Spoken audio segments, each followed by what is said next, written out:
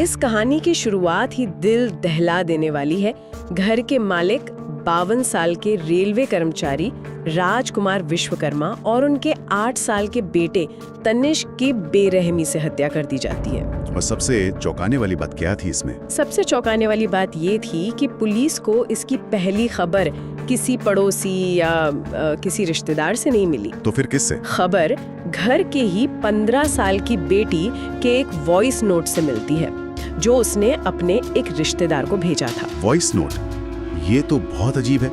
तो पुलिस जब पहुंची तब क्या हुआ? जब पुलिस दरवाजा तोड़कर अंदर घुसी तो जो उन्होंने देखा वो किसी के भी होश उड़ाने के लिए काफी था। क्या मतलब, कैसा मंजर था? रिपोर्ट्स बताती हैं कि पिता के शव को प्लास्टिक में लपेटा गया था और 8 साल के बच्चे के शव को फ्रिज में छिपाया गया था। फ्रिज में?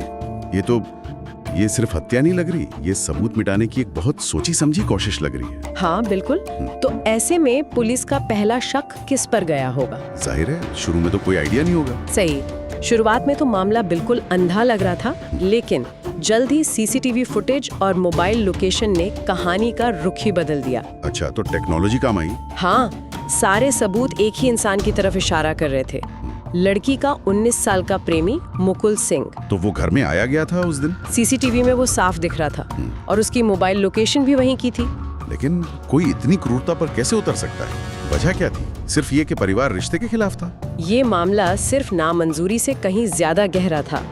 मतलब ये कि सूत्रों के मुताबिक लड़की के पिता ने मुकुल के खिलाफ पहले भी शिकायत दर्ज कराई थी और उस वजह से मुकुल को कुछ समय के लिए जेल भी जाना पड़ा था। ओहो, तो यहाँ से ये मामला प्यार का नहीं बल्कि अपमान और बदले का बन गया। बिल्कुल, ये एक प्रेमी का गुस्सा नहीं था, ये एक अपमान का बदला लेने जैसा था, जिसमें उसने क्रूरता की सारी हदें पार कर दी। और इन रिपोर्ट्स में एक और बहुत अजीब और डरावनी बात का जिक्र है, मुकुल के टैटू का।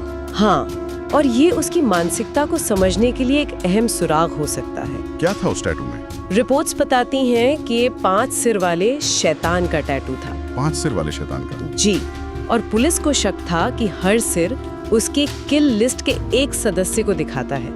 अगर ये सच है तो ये सिर्फ एक टैटू नहीं बल्कि एक सोची समझी क्रूर मानसिकता का प्रतीक है, जो ये दिखाता है कि ये हत्या शायद अचानक गुस्से में नहीं हुई।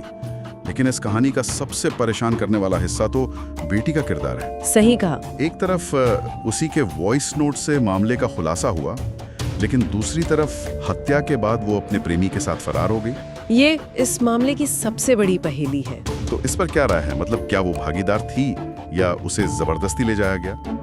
देखिए, सूत्रों में इस पर अलग अलग बातें हैं। कुछ का मानना है कि वो डर गई थी, जबकि दूसरे संकेत देते हैं कि वो इस पूरी योजना में बराबर की भागीदार थी। शायद सच इन दोनों के बीच कहीं है और ये इस केस को और भी ज्यादा जटिल बना देता है। तो हत्या के बाद दोनों फरार हो गए, उन्हें पकड़ा कैसे गया? पुलिस ने देश भर में कई जगह छापे मारे। आखिरकार लड़की हरिद्वार से मिली। और मुकुल? उसके कुछ ही समय बाद मुकुल ने खुद जबलपुर में सरेंडर कर दिया। तो कुल मिलाकर ये कहानी एक प्रेम संबंध से शुरू हुई, जिसे परिवार की नामंजूरी मिली और जो आखिर में बदले और एक भयानक अपराध पर जाकर खत्म हुई। हाँ, और अगर हम इसे बड़े परिप्रेक्ष्य में देखें तो ये घटना सिर्फ एक परिवार की त्रासदी नहीं है। ये किशोर अपराध, सोशल मीडिया के असर और पारिवारिक संबंधों की जटिलताओं पर कई गंभीर सवाल खड़े करती है। बिल्कुल सही।